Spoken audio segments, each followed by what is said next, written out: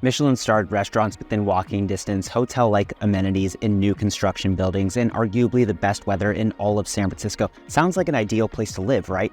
I'm Austin Clark, your lawyer turned real estate agent in San Francisco and Marin County, and I'm talking about the SOMA neighborhood where I spent years living while I was working as a lawyer in downtown San Francisco. But I moved out of SOMA over 4 years ago and never looked back, and in this video, I'm going to give you all the reasons why I left. So let's get right to it with reason number 1, the traffic. I lived at the Beacon building, which is on Townsend Street between 3rd and 4th. It was a really convenient place for me to live. It was walking distance to downtown San Francisco, which is where I worked. It was also really close to the highway, so it was really easy to get to SFO. When I was working as a lawyer, I would travel a ton. Even though I was based in San Francisco, most of my cases were outside of the area, places like Delaware, Texas, New York, Indiana, Ohio, Alabama. I was traveling all over the place. During peak times for depositions and hearings, I was traveling at least twice a month, so being close to the highway and having convenient access to the airport was really important to me. But that became a huge hassle during baseball season. The Beacon is right across the street from Oracle Park where the San Francisco Giants play, and during baseball season, which is half of the year,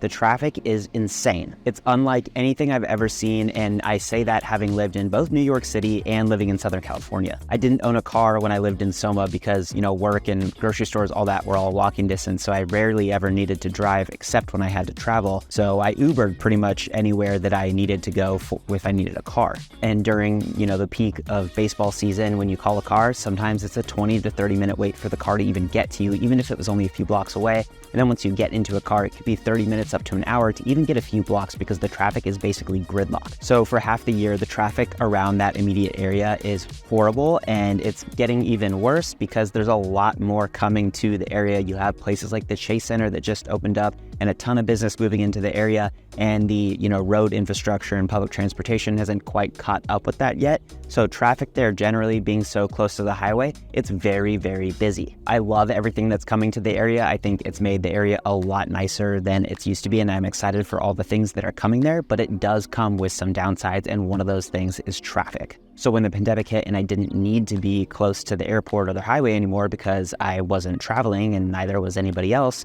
I left. I didn't need to be in that location. It wasn't a convenience for me anymore. So I moved to Pacific Heights, which is a far less congested, less heavily trafficked area than the SOMA area where I was living. And by the way, if you're relocating to the city and having trouble figuring out which of the almost 90 different neighborhoods in San Francisco is the right neighborhood for you, definitely reach out to me. I moved to San Francisco from Orange County over a decade ago without really knowing much of anything about San Francisco and all the different places to live. Now I've lived all over the city, so I'd be happy to help you. My contact information is in the description below, so just reach out. And if you want to learn more about what day-to-day life is like in all of these different neighborhoods and how the cost of living differs across these neighborhoods, I make videos about that all the time. I post every single week, so make sure to subscribe to my channel.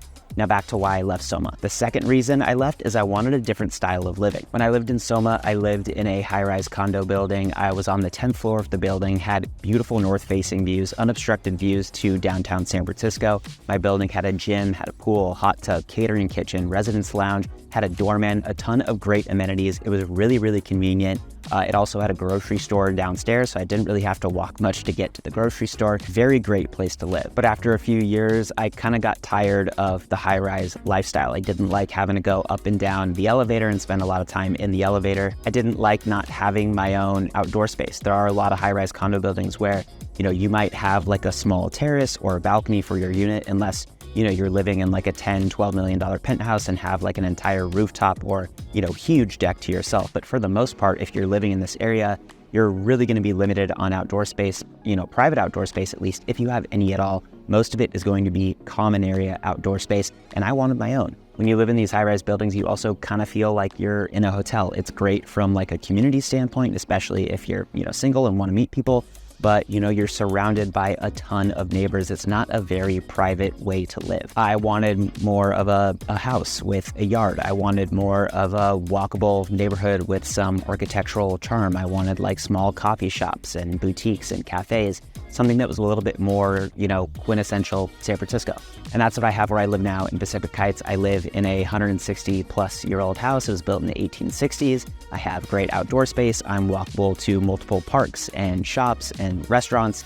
It's very peaceful, very quiet, very safe, very classic San Francisco. It's also fully detached. I'm not on top of my neighbors. I have light coming in from every side of my house. It's great. And that's not necessarily something you're going to get in a high-rise unless you're spending a lot of money to get something that's, full floor. And while I love the Michelin-starred restaurants that were within walking distance of where I was living in SOMA, I'm obviously not eating at Michelin-starred restaurants every day. Most people aren't eating at Michelin-starred restaurants every day. So, if I happen to want to go to one of those for a special occasion, it's a 10, 15-minute drive from where I live now. Not a big deal. I, much more frequent the smaller restaurants and cafes and the boutique-y type, mom and pop places, and I have way more of that where I live now, all within walking distance. The third reason I left is that I wanted to be closer to Marin County. My boyfriend and I were moving in together. It was the start of COVID, and I didn't really need to be walking distance to work anymore because we weren't going into the office, so I was open to moving a little bit farther away. He works in Corte Madera, so it was commuting across the Golden Gate Bridge every single day, and him moving to SOMA, which is, more on the southeast side of the city, would have doubled his commute time, not commuted at all. And unlike me, where, we weren't going into the office at all for pretty much most of the pandemic, as soon as, in-office restrictions were lifted, for his work, they were back in the office. He's an architect. He needs to be in person pretty much every single day. So he was going to work pretty much every single day for most of the pandemic and needed to be within an easy commuting distance to Marin. So we wanted to live somewhere on the northern side of the city. And as I mentioned, SOMA gets really, really trafficy for at least half the year during baseball season, and now even more so during basketball season as well, because we have the Chase Center down here, and that would have even more than doubled his commute. So it just wasn't going to be feasible for him to move on the other side of the city. He also, like me, wanted more of a house-like environment, and so that's how we ended up in Pacific Heights. The last reason I left SOMA is the parks. The last reason I left SOMA is because of the lack of real open green spaces. There are a lot of really small parks in the area. It's just really, really dense with all these high-rises and all the traffic.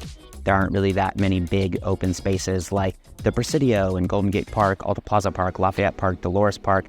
You do have the Embarcadero and the waterfront, which is great, but it's not big open green spaces. So I just wanted to be walking distance to one of those bigger spaces, and I have that now. There's definitely nothing inherently wrong with living in SOMA. I had a great time while I was there. I personally didn't experience, any of the negative things you hear about SOMA. My area was very, safe and clean. There are definitely parts of SOMA that I would definitely recommend staying away from that are, way more dirty and, can be very unsafe. And if you want to know what those areas are, definitely reach out to me and we can go over all that. But where I was living, it was totally fine. And I, just personally wanted a change in lifestyle. And another benefit of living in SOMA in one of these high-rise buildings that you don't get in places like Pacific Heights in most residences, for example, is security. You have a 24/7 attended lobby. You need a key fob to get through the door. You need a key fob to get through the elevator and up to your unit. You have a much more safe and secure living space than you do, even in like a $20 million house in Seacliff, where in theory, somebody can just come right up to your front door and knock on your door. You don't get that in these high rises. So, a lot of people prefer that, more private, secure lifestyle than living in a single family home. And I mentioned the food is great. The amenities in the buildings are great. It's like living in a hotel. If that's what you want, it's a great place to be. But I was just ready for a change, and the pandemic provided a perfect opportunity to move to another part of the city where I could, lead that different lifestyle that I was looking for. If you want to learn more about what it's like living in these high-rise neighborhoods in San Francisco, I made a video all about that. I'll link that up top in the description below. And if you want to see how other neighborhoods of San Francisco stack up against each other and compare to the neighborhoods that I'm talking about right now, I made another video about that as well, where I ranked a lot of the popular and not so popular neighborhoods in San Francisco. I'll put that in the description below as well. Definitely go check them out. And if you're stuck figuring out what the right neighborhood is for you or having trouble navigating the very difficult and complex San Francisco market, definitely reach out to me. Contact info is in the description below. I'd be happy to help. I hope you enjoyed the video, and I'll see you in the next one.